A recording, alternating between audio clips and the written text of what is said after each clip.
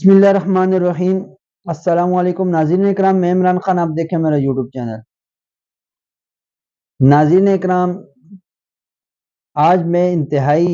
ایک اہم خبر آپ کو دے رہا ہوں، جس میں فیصل واوڈا صاحب، جو کہ پاکستان تحریک انصاف کے ایک مشیر بھی تھے اور وزیر بھی تھے، اور عمران خان صاحب کے بہت قریبی ساتھی بھی تھے۔ جب عمران خان صاحب کے اوپر عدم اعتماد آئی اور عمران خان صاحب نے کراچی جلسہ کیا تھا، تو مجھے آج بھی یاد ہے، اس جلسے میں خود گیا تھا، اور جب میں مزار قائد سے میں گزر رہا تھا تو میں نے خود یہ فیصل واوڈا کی آواز سنی تھی کہ انہوں نے کہا تھا کہ میں نے عمران خان صاحب سے اس چیز کی اجازت نہیں لی، لیکن میں کراچی والوں کو یہ کہتا ہوں کہ اب کی بار ایم کیو ایم کو ووٹ مت دینا، کہ یہ لوگ لوٹے ہیں۔ یہ وہ شخص ہے، یہ اس شخص کے الفاظ ہیں جس کو فیصل واوڈا کہتے ہیں،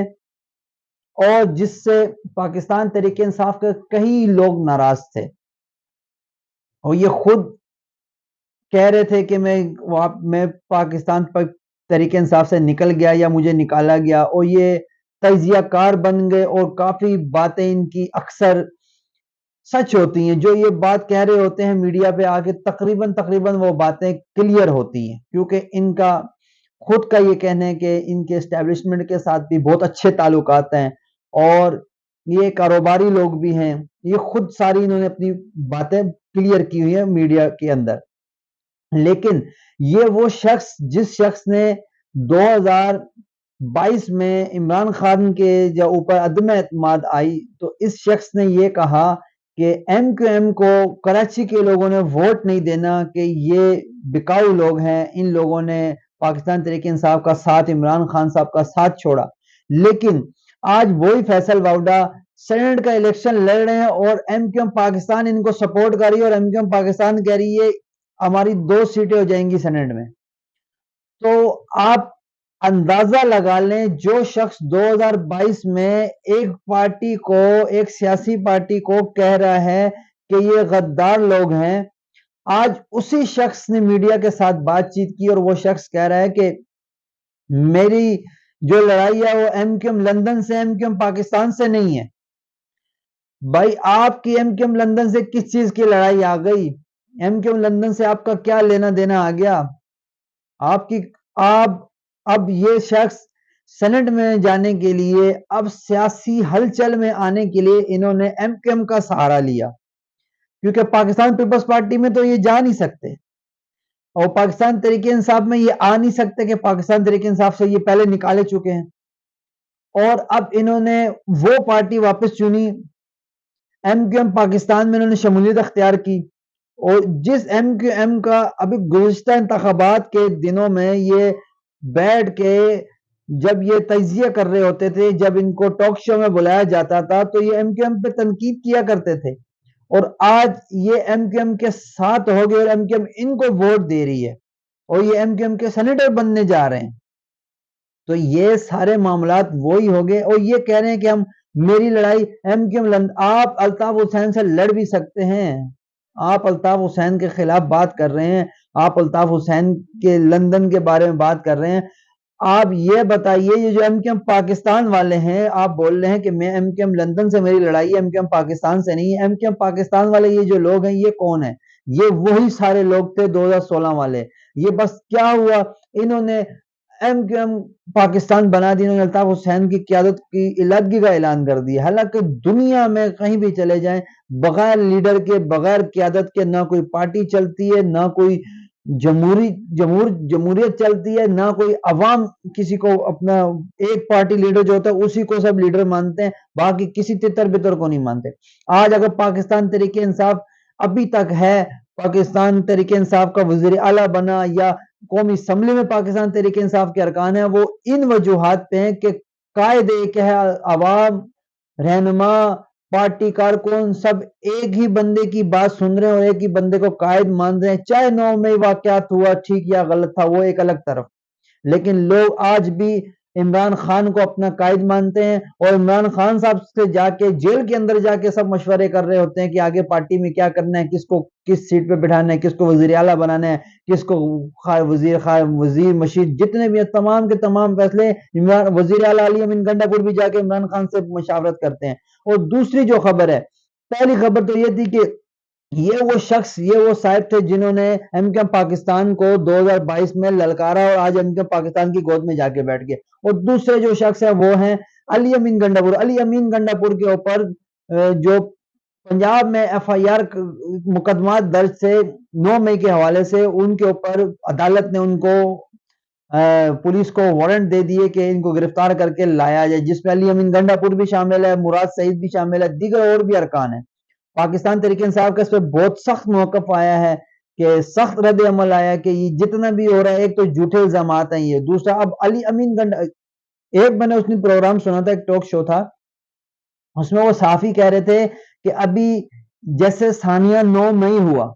اسی طرح اگر علی امین گنڈا پور کو گرفتار کیا گیا تو یہ اس سے بڑا ثانیہ، کیونکہ یہ ایک منتخب وزیر اعلیٰ ہے، اور اس کو عمران خان نے منتخب کیا کہ اس کو وزیر اعلیٰ کے پی کے بننا ہے، اور عوام نے ان کو ووٹوں سے جتوایا ہے۔ انہوں نے بھاری اکثریت سے مولانا فضل الرحمان جیسے اتنا بڑی قیادت، اتنا بڑا عالم، اتنی بڑی جماعت کا سربراہ، اس کو شکست دے کے علی امین گنڈا پور نے سیٹ لی ہے۔ تو علی امین گنڈا پور کو اگر گرفتار کیا گیا تو بہت بہت متاثر کن حالات ہو جائیں گے ملک کے اندر۔ علی امین گنڈا پور کی اگر گرفتاری ہوگی، عوام سڑکوں پہ آئے گی، پھر خدا نہ خواستہ اگر وہی 9 مئی والے جیسے واقعات ہو گئے، عوام اگر اداروں پہ چلی گئی، یا عوام سرکاری دفاتر پہ چلی گئی، یا پارلیمنٹ میں کسی نے حلہ بول دیا، تو بہت بہت زیادہ مختلف حالات خراب ہو سکتے ہیں۔ حامد میر نے گزشتہ روز ہی اپنے ٹاک شو میں یہ باتیں کہی تھی کہ عید کے بعد گرفتاریاں پاکستان تحریک انصاف کے عمر اور سختی آئے گی، اور عید کے بعد متعدد گرفتاریاں اور آئیں گی۔ یہ جتنے ایم این ایز ہیں جو قومی اسمبلی میں جا رہے ہیں، ہو سکتے ہیں انہی کی گرفتاریاں ہو سکتے ہیں جو ایم پی اے پنجاب اسمبلی کی ہیں ان کی بھی گرفتاریاں ہو، تو اس طرح مزید گرفتاریاں آئیں گی۔ یہ حامد میر نے اپنے ٹاک شو میں بتایا تھا۔ اور جیسے وزیر علی امین گنڈا پور کے خلاف ایف آئی آر آ گئی، ان کو گرفتاری کا حکم آ گیا، اب کیسا آپ کو محسوس ہوگا کہ پنجاب پولیس جا کے پی کے وزیر اعلیٰ کو گرفتار کرنے جائے گی، تو کیسا لگے گا؟ یہ ملک میں ایک افراتفری پھیل جائے گی، معاملات حالات بہت خراب تر ہو جائیں گے کہ ایک وزیر اعلیٰ کو، ایک پنجاب پولیس دوسرے صوبے کے وزیر اعلیٰ کو گرفتار کرنے جا رہی ہے۔ اگر وہ وزیر اعلیٰ اپنے اختیارات کا استعمال کر لے تو یہ ایک بہت بڑا تصادم ہو جائے گا کہ وہ اپنی پولیس پنجاب پولیس کے ساتھ لگا دے، تو بہت بڑا تصادم ہو جائے گا۔ یہ ہوش کے ناخن لینے چاہیے ان حکومت کو۔ یہ وزیر اعظم جو بیٹھا ہوا ہے، ایک تو یہ لولی پاپ وزیر اعظم ہے، اور اوپر سے اس طرح کے احکامات یہ لوگ دے رہے ہیں کہ اس سے ملک میں انتشار، ایک طرف سے آئی ایم ایف کے ٹانگوں میں گرے ہوئے ہیں، آئی ایم ایف کی منتیں کر رہے ہیں کہ ہمیں پیسے دے دو، ہماری عیاشیوں کے لیے پیسے، کیونکہ غریب پہ تو یہ پیسے نہیں لگنے، کہ آئی ایم ایف نے جو پیسے دینے، آئی ایم ایف نے بولنا ہے مزید مہنگائی کرو، یہ تو مزید مہنگائی ہو جائے گی۔ ایک طرف آپ آئی ایم ایف کے گھٹنوں پہ بیٹھے ہوئے کہ آپ ہمیں پیسے دے دو، بھیک مانگ رہے ہو، اور دوسری طرف آپ ایسے اقدام کرو جس سے ملک میں ایک نیا انتشار پھیلے گا، ایک نئی افراتفری پھیلے گی۔ تو ان چیزوں سے بچنا چاہیے، اور ملک اور قوم کا سوچنا چاہیے، عوام کا سوچنا چاہیے، نہ کہ صرف سیاست میں۔ اور یہ ایسی سیاست ہمارے پاکستان کی گندی سیاست ہو گئی ہے کہ اس میں نہ چار دیواری کا نہ کوئی خیال رکھا جا رہا ہے، نہ کسی صحافی کو چھوڑا جا رہا ہے، نہ کسی ویلوگر کو چھوڑا جا رہا ہے۔ کوئی حق سچ کی بات کرنے والا جو بھی ہوتا ہے اس کو گرفتار کیا جا رہا ہے، اس کو مارا جا رہا ہے، گھسیٹا جا رہا ہے۔ یہ تمام تر معاملات جو ہیں یہ 2024 تک اور آگے بھی ہو سکتے ہیں ہوتے رہیں، تو یہ چیز بند ہونی چاہیے۔ ہمارے ملک میں امن کس طرح ہے؟ ادھر سے افغانستان نے ہمارے ملک پہ حملہ کیا، ٹی ٹی پی کے نے ہمارے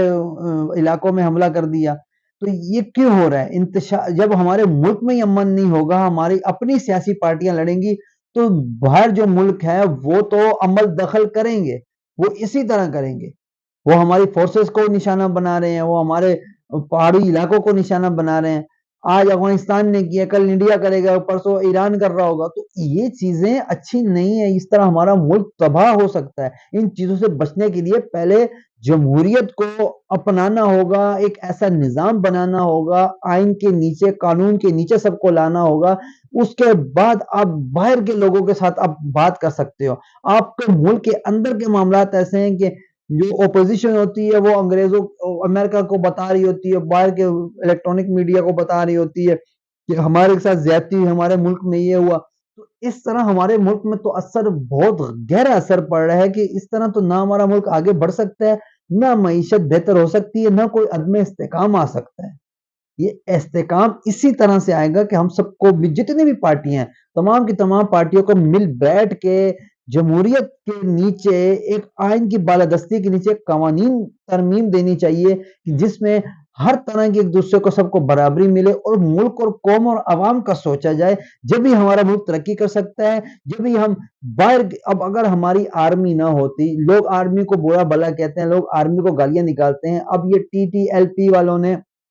یہ جو حملہ کیا، اگر مؤثر اقدام ہماری آرمی نہ کرے تو سوچو ہمارے ملک کا کیا حال ہوگا. آپ خود افغانستان کی آرمی کو دیکھ لو. جب طالبان افغانستان کی آرمی پہ، جب طالبان نے پورا قبضہ کر لیا تو آرمی کی ساری بھاگ گئی. ہمیں اپنی پاک فوج کو خراج عقیدت پیش کرنا چاہیے، خراج تحسین پیش کرنا چاہیے کہ یہ ڈٹ کے جوان ہمارے بارڈروں پہ کھڑے ہیں، ڈٹ کے ہمارے جوان مقابلہ کر رہے ہیں. گزشتہ 2-3 دن پہلے بھی جو ہمارے جوان شہادت کا رتبہ انہوں نے فائز ہوا ہے ان کے لیے، تو وہ لوگ ڈٹ کے کھڑے ہوئے ہیں اور لڑ رہے ہیں دشمن سے، وہ پیچھے نہیں ہٹ رہے. تو عوام کو بھی اپنی افواج پاکستان کے ساتھ شانہ بشانہ کھڑا ہونا چاہیے تاکہ جو ہمارے جوان بارڈر پہ لڑ رہے ہیں ان کا ہمت اور حوصلہ ہو کہ عوام ہمارے ساتھ ہے. نہ کہ ہم اداروں کے خلاف بولیں، نہ کہ ہم اداروں کے خلاف کوئی پروپیگنڈا کریں، نہ سوشل میڈیا پہ، نہ الیکٹرانک میڈیا پہ، نہ کسی دوست، کسی احباب کے ساتھ. ہم ہمیشہ اداروں کے ساتھ کھڑے رہیں اور اداروں کے ساتھ ہمیشہ ہماری لگن ہو، ہماری ہر بات اداروں کے حق میں ہو تاکہ ہمارے جو جوان بارڈر پہ کھڑے ہیں وہ جوش ولولے سے، ہمت سے وہاں کھڑے ہوں، نہ کہ ان کے دلوں میں یہ ہو کہ عوام ہمارے ساتھ نہیں ہے. نہیں، اور پاکستان کی عوام اپنے اداروں کے ساتھ، بالخصوص پاک آرمی کے جوانوں کے ساتھ تھی، ہے اور انشاءاللہ ہمیشہ رہے گی. پاکستان زندہ باد، پاک آرمی پائندہ باد.